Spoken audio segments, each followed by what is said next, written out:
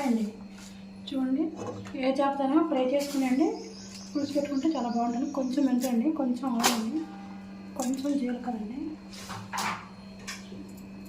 అది చటపట్లాడాక పచ్చిమిరపకాయలు వేసుకోండి. ఇది ఒక టమాటా, 2 ఉల్లిపాయలండి వేస్తే బాగా వేసుకోవాలండి.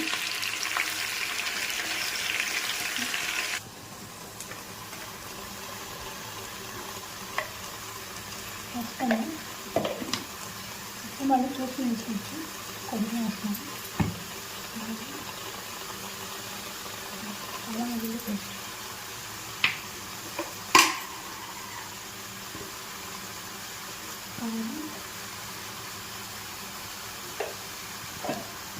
చింతపండు పులుసు అండి. కొద్దిగా పోసుకోవాలి, చిక్కగా పోసుకున్నాం అనుకోండి. కొంచెం బెల్లం పొడి వేయాలండి, కొంచెం పులుపు తగ్గుద్ది బెల్లం పొడి వేయడం వల్ల. కొంచెం కొత్తిమీర అండి.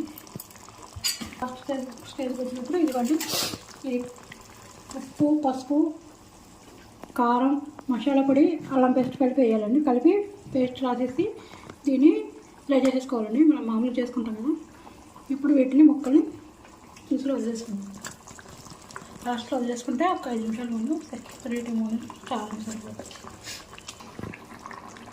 లాస్ట్లో కొంచెం మసాలండి.